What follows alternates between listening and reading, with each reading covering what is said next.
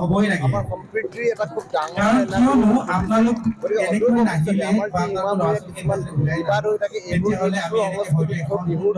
নাইকিয়া বুলি আয়োজন কৰিব নোৱাৰে ভৱিষ্যতে আমি ভাবিছোঁ গতিকে মই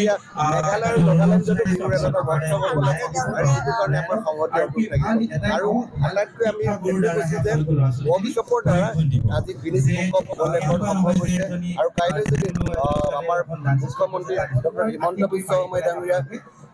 দিল্লীত গৈ যদি 25,000 বিহুৱা যদি লৈ পিনে বিহু কৰিব খোজে তেতিয়াহ'লে কিন্তু ৱৰ্কশ্বপ কৰিবই লাগিব আৰু আমি ভাবিছোঁ এই নাৰায়ণপুৰ সমষ্টিৰ পৰাই বা নাৰায়ণপুৰ ঠাইডোখৰ পৰাই আমি কমেও 5,000 প্ৰশিক্ষাৰ্থী বা অংশগ্ৰহণকাৰী পাম বুলি আমি আশাবাদী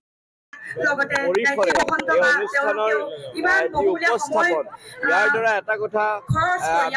প্ৰতিষ্ঠা কৰিবলৈ সক্ষম হৈছোঁ যে বৰ্ণাৰণ্যবাসীৰ মাজত যি সাংস্কৃতিক বৈভৱ আৰু ঐতিহ্য জীয়াই আছে সেয়া যেন আজি এই শিশু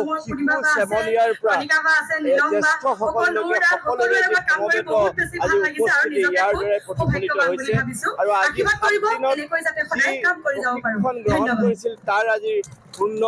ইয়াত উপস্থাপন তেখেতসকলে কৰিলে আৰু আমি নিজেই কলাকৃতি সমাজ অভিভূত হৈছোঁ যে ইমান সুন্দৰভাৱে তেখেতসকলে ইমান কম সময়ত আয়ত্ত কৰি এটা সুন্দৰ অনুষ্ঠান আমাক উপহাৰ দিলে যিটোক আমি নামাংকৃত কৰিছোঁ বহাগৰ পদূলিতে মাৰি যাওঁ বিহু সঁচাকৈ যেন আজি চ'তৰ বিহু বহাগক স্বাগতম জনাবলৈ আমাৰ সকলো হাজাৰ হাজাৰ শিল্পী একত্ৰিত হৈ এটা অনন্য সুন্দৰ পৰিৱেশ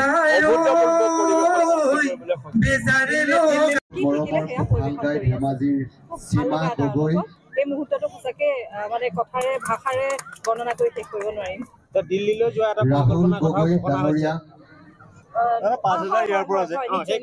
আমি আশা কৰিছোঁ ইমান ভাল ভাল নাচনি আমি দেখিবলৈ পাইছোঁ ইয়াত গতিকে নিশ্চয়কৈ ইয়াৰ পৰা বহুত ভাল ভাল নাচনি আগবাঢ়ি যাব আৰু ইতিমধ্যে আমি শুনিবলৈ পাইছোঁ 25,000 নাচনিয়ে